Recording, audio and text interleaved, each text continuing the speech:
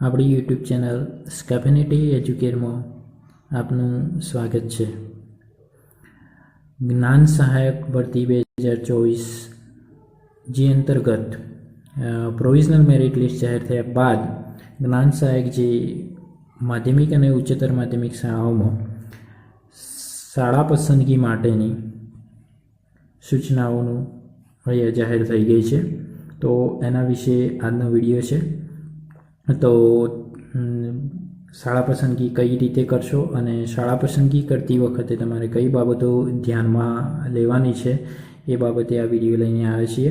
તો આપ સર્વેને નમ્ર વિનંતી કે વિડીયો અંત સુધી જોશો, આપના મિત્રોને શેર કરશો, લાઈક કરશો અને ચેનલ પર નવા હો તો ચેનલને સબસ્ક્રાઈબ કરવાનું ચૂકશો નહીં। તો શરૂ કરીએ મિત્રો આજનો વિડીયો। તો જે જ્ઞાન સહાયક ભરતી છે એની અંદર જ્ઞાન સહાયક માધ્યમિક શાળાઓ અને ઉચ્ચતર માધ્યમિક શાળાઓમાં શાળા પસંદગી કરવા માટે જે છે એ સ્કૂલ પસંદગી અહીંયા સ્ટાર્ટ થઈ ગઈ છે। તો એ સ્કૂલ પસંદગી કરવા માટે જે મિત્રોનો પ્રોવિઝનલ મેરિટમાં સમાવેશ થયો છે એમને જ્ઞાન સહાયકની અને જે તે માધ્યમિક વિભાગ કે ઉચ્ચતર માધ્યમિક વિભાગ એની અંદર જેઓ શાળા પસંદગી કરવાની હોય તેઓ જવાનું હોય છે। દાખલા તરીકે જ્ઞાન સહાયકમાં કોઈ ઉમેદવાર ઉચ્ચતર માધ્યમિક વિભાગમાં છે કે માધ્યમિક વિભાગ, દાખલા તરીકે માધ્યમિક વિભાગમાં પસંદગી કરવા માગતા હોય તો અહીંયા ક્લિક કરવાનું છે, જેના ઉપર ક્લિક કરવાથી સીધા જ કેન્ડિડેટ એ લોગિન પેજ ઉપર આવી જશે। એટલે જે તમારું કેન્ડિડેટનું લોગિન પેજ છે એ આવી જશે અને એની ઉપર અહીંયા તમારે તમારી બધી જે વિગત છે મિત્રો એ નાખવાની રહેશે, બરાબર। તો એ અહીંયા સીટ નંબર નાખશો, ડેટ ઓફ બર્થ અને TAT exam year auto select આવશે 2023-24 અને જે તમારો પાસવર્ડ છે એ નાખી કેપ્ચા કોડ કાઉન્ટ કરી અને લોગિન કરશો તો લોગિન કરવાથી તમે સીધા પેજ ઉપર જે પસંદગી માટેનું પેજ છે એના ઉપર પહોંચી જશો। તો એ રીતે અહીંયા તમારે શાળા પસંદગી કરવાની છે। હવે જે શાળા પસંદગી છે એના માટે તમારે જે કઈ કઈ બાબતોને ધ્યાનમાં લેવાની છે તો એની જે માર્ગદર્શક સૂચનાઓ છે એ પણ અહીંયા આપેલી છે। તો તમે પહેલાં એનો કાળજીપૂર્વક અભ્યાસ કરી અને મિત્રો સૌથી પહેલાં તમારે જ્ઞાન સહાયકની જે પસંદગી છે શાળા પસંદગી એના માટે માર્ગદર્શક સૂચનાઓ ઉપર ક્લિક કરી અને ત્યારબાદ તમે એ પ્રમાણે ક્રમિક જ્ઞાન સહાયકની શાળા પસંદગી કરી શકશો, જેની અંદર મિત્રો જોઈએ તો પહેલાં જે તમારું છે એ મેરિટ યાદીમાં સમાવેશ થયેલ જે તમામ ઉમેદવાર છે એ પોતાના માધ્યમ અને વિષય વાઇઝ શાળા પસંદગી કરી શકશે।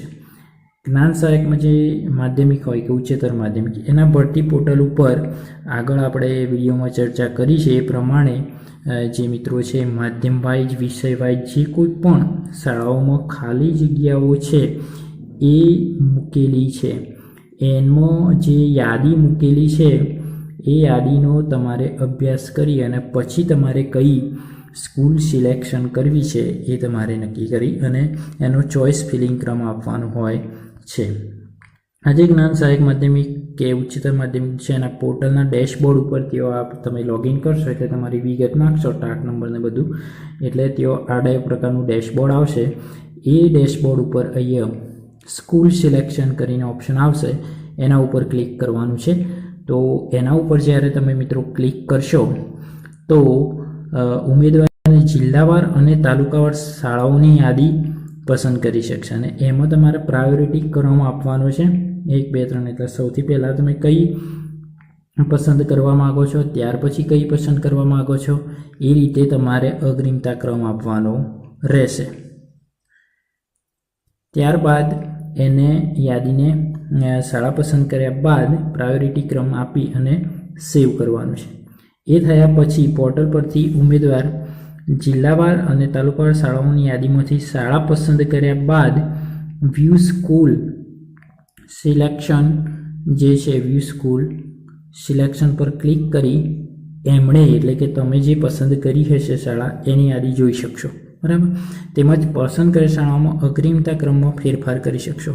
માનો કે બાય ચાન્સ તમારે જેને ક્રમ 1 આપવો તો એ પાછળ જતો રહ્યો ને આગળ પાછળ થઈ ગયું હોય તો તમે એમાં ફેરફાર કરવા માટે તમે ફરી વ્યૂ સ્કૂલ સિલેક્શન નામનું આ જે ઓપ્શન છે મિત્રો એના ઉપર જઈને તમે શું કરી શકો, અગ્રિમતા ક્રમમાં ફેરફાર કરી અને ફરી એમાં સેવ કરી શકો. એ થયા બાદ છેલ્લે તમારે મિત્રો જે છે ઉમેદવાર શાળા પસંદગી થયા બાદ જે અગ્રિમતા ક્રમ નક્કી કર્યા બાદ જો ફેરફાર કર્યો હોય તો એ બાદ યાદીને તમારે સેવ કરવાની ફરજિયાત છે. અહીંયા સેવ કરવું ફરજિયાત છે. અને જો કોઈ ઉમેદવાર યાદી સેવ કર્યા વિના સીધું જ સેવ એન્ડ કન્ફર્મ બટન ક્લિક કરે તો જે અગ્રિમતા ક્રમ સાથે શાળા પસંદ કરેલી હશે તે મુજબની યાદી કન્ફર્મ થઈ જશે અને પછી એમાંથી સબમિટ થયા બાદ કોઈ ફેરફાર તમે કરી શકતા નથી. એટલે શાળા પસંદગીની સમગ્ર પૂર્ણ થયા બાદ દરેક ઉમેદવારે સેવ એન્ડ કન્ફર્મ બટન ફરજિયાતપણે ક્લિક કરવાનું રહેશે. એટલે સેવ એન્ડ કન્ફર્મ કરો એટલે તમારી એ જે શાળા પસંદગી સિલેક્શન છે એ થશે, અન્યથા શાળા પસંદગીમાં એ થશે નહીં. ત્યાર પછી ઉમેદવારે પસંદ કરેલ શાળાઓનો અગ્રિમતા ક્રમ પ્રમાણે તમારે એની પ્રિન્ટ આઉટ લઈ લેવાની છે. એમાં આવો ઓપ્શન આવશે સ્કૂલ પ્રિન્ટ લિસ્ટ, એના ઉપર ક્લિક કરવાનું છે મિત્રો.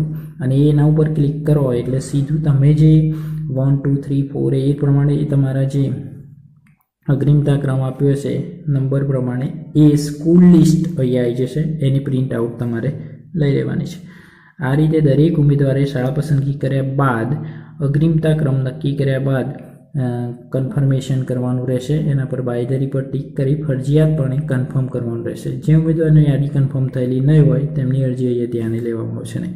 એટલે એનું જે ટીક માર્ક હોય છે એના ઉપર ટીક કરી અને કન્ફર્મેશન આપવાનું રહેશે. તો આ રીતે તમારે સ્કૂલ સિલેક્શન કરવાની હોય છે. તો જે મિત્રો જ્ઞાન સહાયક પ્રોવિઝનલ મેરિટ યાદીના પ્રમાણે તમે સ્કૂલ સિલેક્શન કઈ રીતે કરશો તો એની વિગતવાર સૂચનાઓ અને એનો કાર્યક્રમ આવી ગયો છે. તો આ રીતે તમે જ્ઞાન સહાયકમાં માધ્યમિક અને ઉચ્ચતર માધ્યમિકમાં જે સ્કૂલ સિલેક્શન છે એ કરી શકો. તો આ તો મિત્રો આજનો વિડીયો. આવા જ વિડીયો માટે શૈક્ષણિક વિડીયો અને શિક્ષણને લગતા ન્યૂઝ તેમજ ભરતીને લગતા ન્યૂઝ માટે આપણી ચેનલ સાથે જોડાયેલા રહો. ચેનલને લાઇક, શેર અને સબસ્ક્રાઈબ કરવાનું ચૂકશો નહીં. આભાર મિત્રો.